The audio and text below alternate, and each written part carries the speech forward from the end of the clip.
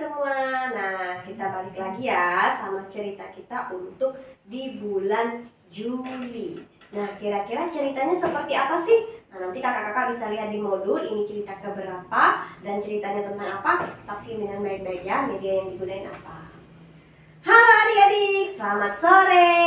Wah, sore ini kayaknya seru deh. Kita ketemu lagi di semester yang baru ya hitungnya ya, kalau di sekolah. Iya dong. Nah, hari ini Kak Viro itu mau bawain sebuah cerita yang sebenarnya cerita ini nggak asing sih kalau adik-adik pernah dengar. Nah, tapi supaya kita bisa mengingat lagi, yuk kita saksikan sama-sama, kita dengerin sama-sama ceritanya tentang apa. Nah, duduk yang rapi, duduk yang manis. Kak Viro akan bercerita. Nah, pada suatu ketika, ada sebuah kabar.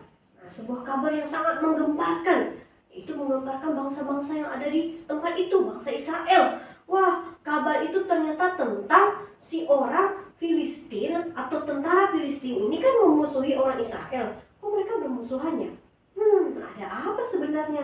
Nah, mereka ini bermusuhan itu udah sejak lama adik-adik. Nah, ternyata tentara Filistin ini mau menyerang mereka bangsa Israel. Mereka ternyata sudah dalam perjalanan menuju tempat orang Israel ini untuk mereka serang. Nah, ketika dalam perjalanan, ternyata si Raja Saul yaitu mengerahkan semua tentara Israel untuk bisa mempertahankan daerahnya, mempertahankan tempatnya dan berjaga-jaga. Karena tentara Filistin ini sudah siap-siap akan datang menyerang mereka. Nah, lalu ketika mereka sedang bersiap-siap, apa yang terjadi kira-kira? Ternyata adik-adik, tentara Filistin itu punya seorang yang mereka anggap sebagai jagoan yang paling hebat. Badannya besar, tinggi, seperti raksasa. Waduh, gede banget berarti badannya. Nah, siapakah dia? Dia adalah Goliat. Nah, dia ini adalah tentara yang sangat diandalkan, pahlawan yang sangat hebat bagi orang Filistin. Karena dia punya tubuh yang besar, badan yang tinggi, seperti seorang raksasa. Tidak ada yang berani mengalahkan dia karena dia sangat besar badannya. Bahkan saking besar badannya dia selalu mengejek orang Israel. Dia bilang, "Heh, mana orang Israel jagoan kalian? Emang berani ngelawan aku?" Nah, kalau misalnya orang Israel bisa mengalahkan aku, kami semua akan menjadi hamba-hambamu, ikut dengan semua perintahmu. Tapi kalau sebaliknya, maka kalian harus mengikuti semua yang kami sampaikan dan kami katakan. Ikuti kami semuanya. Nah, ternyata si Goliat ini sangat sombong karena dia merasa badannya besar, kuat, tidak ada yang berani mengalahkan dia. Iya, ternyata orang Israel memang ketakutan adik-adik. Mereka takut mau melawan si Goliat ini. Badannya besar, dia punya peralatan perang yang sangat banyak. Dan juga peralatan perangnya kan pasti besar dong. Pasti sangat kuat ketika dia menggunakannya. Nah, ketika si Goliat ini mengejek-ngejek orang Israel, ternyata waktu itu ada seorang anak muda. Nah, siapa dia? Anak muda ini bernama Daud. Wah, Daud waktu itu lagi menggembalakan dombanya yang ada di padang di sekitaran itu, adik-adik, disuruh oleh ayahnya. Tetapi ternyata ayahnya juga menyuruh dia untuk membawakan bekal kepada kakak-kakaknya. Ternyata kakak-kakaknya ini adalah anggota-anggota yang akan berperang melawan orang Filistin. Nah, ketika si Daud sedang menuju ke tempat kakaknya, dia mendengar si Goliat itu berkata seperti itu, menyombongkan diri dan mengejek-ngejek Tuhannya. Jadi si Daud pun merasa sangat kesal dan dia tidak suka mendengar perkataan si Goliat. Sampai dia berpikir, tunggu saja ya, aku akan melawanmu. Kau tidak akan bisa menandingi Tuhanku, kata si Goliat. Nah, akhirnya kata si Daud, akhirnya si Daud pun bersiap-siap. Dia pengen juga membalas semua yang dikatakan oleh si Goliat itu. Nah, waktu si Goliat lagi mengolok-olok atau mengejek-ngejek orang Israel, semua orang Israel itu merasa, aduh, gimana ya? Coba dengarkan kata-kata dia. Itu kata si orang Israel, itu dia menantang kita katanya. Dia menantang kita gimana dong? Nah, Saul pun, si Saul yaitu si raja mereka, juga berjanji siap saja untuk mengalahkan Goliat dan dia akan memberikan hadiah yang besar untuk si Goliat ini. Raja pun akhirnya bersiap-siap supaya bisa mengalahkan si Goliat ini. Kira-kira gimana caranya ya? Sedangkan mereka nggak punya jagoan atau pahlawan yang hebat seperti si Goliat ini. Nah, Daud ternyata secara diam-diam dia pun menyodorkan diri, mengajukan diri untuk membela bangsa Israel ini karena dia sudah kesal dengan kata-kata Goliat tadi, mengejek-ngejek mereka bahwa mengatakan mereka itu lemah, tidak bisa mengalahkan dia. Akhirnya si Daud, mereka yang dari orang Israel ini bersiap-siap untuk mengalahkan si Goliat ini. Dengan cara apa? Daud pun datang ke perkemahan itu adik-adik. Dia datang, Daud menghadap raja, langsung dia bilang, "Raja, raja, raja, aku tidak takut. Aku tidak takut melawan mereka. Nah, aku tidak akan takut melawan orang-orang Filistin itu. Aku bersedia melawan dia," kata si Daud. Tapi Raja Saul lihat dia. Dia kan badannya kecil. Kamu masih kecil, kamu tidak bisa apa-apa. Bagaimana kita bisa mengalahkan jagoan seperti Goliat? Dia sudah biasa berperang sejak muda. Jawab si Daud begini katanya, "Hamba bisa melawan dia. Singa dan beruang saja hamba bisa menyerangnya. Ketika mereka mau mengganggu domba-domba hamba, setiap kali hamba melakukan itu, Tuhan akan membantuku."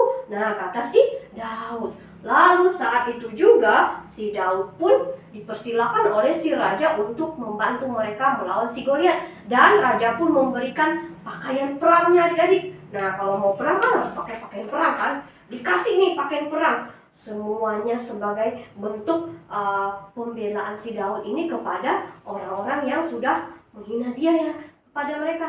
Nah, akhirnya Daud pun memakai pakaian perang itu. Tapi yang terjadi, baju perangnya itu malah besar sekali. Daud kan kecil badannya, kurus. Dia pakai baju perang, dia malah tenggelam di dalam baju perang itu. Gimana dong dia mau berperang? Nah, lalu Raja Saul pun merasa ragu.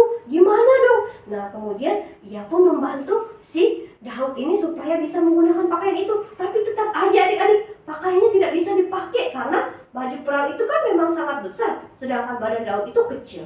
Nah, akhirnya karena pakaian itu terlalu besar dan juga berat, akhirnya si Daud pun memutuskan tidak menggunakan itu. Nah, "Saya tidak bisa berjalan dengan baju ini," kata si Daud. Lalu ia melepaskan semuanya. "Saya nggak bisa jalan kalau pakai baju ini, berat. Nanti saya nggak bisa berperang lawan Goliat." Nah, akhirnya dia melepaskan semua pakaian itu. Dan kira-kira apa yang dia gunakan? Nah, ternyata dia berlari ke tepi sungai. Ketika di tepi sungai, apa yang dia ambil?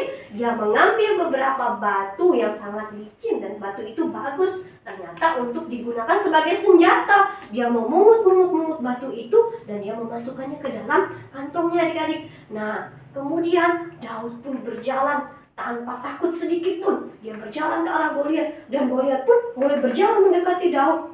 Seorang pengawal akhirnya membawa perisainya. Nah, berjalan di depan Goliat. Ketika melihat Daud, Goliat langsung tertawa.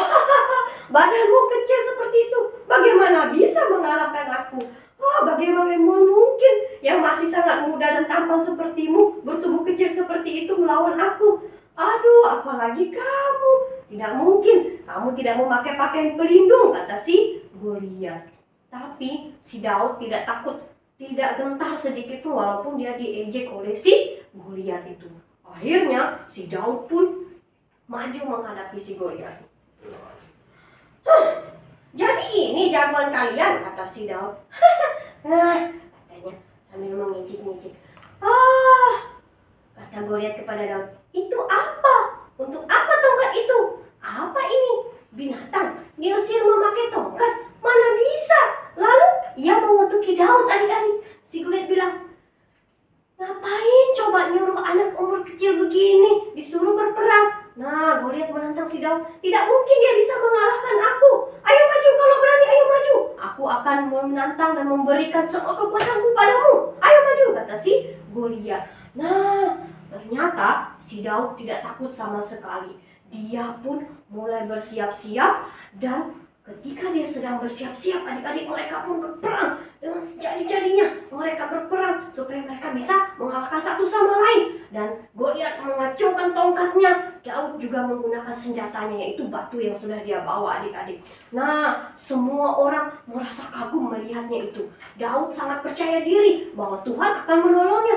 Ia berani mengatakan itu kepada Goliat karena dia yakin Tuhan akan menolong dan tidak akan gentar dengan hal apapun. Daud tidak takut meskipun Goliat memakai baju perang yang sangat lengkap dan juga membawa tombak. Nah, waktu mereka sedang berperang, akhirnya ketika mereka sedang berperang, Goliat pun maju mendekati Daud. Tapi cepat-cepat Daud berlari dengan cepat ke arah barisan orang Filistin, menghampiri Goliat. Lalu Daud merogoh kantongnya. Mana nih? Dia mengambil sebuah batu yang sudah dia siapkan. Dia mengambil sebuah batu itu, dia pasang pada ketepelnya, dan dia melontarkan batu itu kepada Goliat. Tepat ke arah Goliat, batu itu terlempar dengan cepat dan menghantam dahinya Goliat. Dan Goliat pun akhirnya terjatuh amat keras. Begitu kerasnya dia terjatuh sampai dia merasa kesakitan. Nah, karena menghantam dahinya, adik-adik. Ketika sudah dihantam dengan batu yang menggunakan ketapel itu, Goliat pun tumbang dan dia tidak bisa bangun. Ketika dia tidak bisa bangun, akhirnya Goliat, si tubuh besar itu pun tidak berdaya, hanya karena dikalahkan oleh orang yang lebih kecil darinya. Nah, Tuhan ternyata benar-benar menolong si Daud. Dan ketika si Goliat sudah terbaring terjatuh lemah, Daud pun langsung berlari ke arah si Goliat. Lalu Daud mengambil pedangnya Goliat dan dari sarungnya dan memenggal kepalanya Goliat. Lalu Goliat pun terkalahkan dan akhirnya Daud menjadi pemenang, membuktikan bahwa Tuhan menyertai dia. Karena walaupun badannya kecil, dia tidak memakai pakaian perang, tapi Tuhan tetap menyertai Daud untuk mengalahkan si Goliat. Tepuk tangan untuk cerita kita hari ini.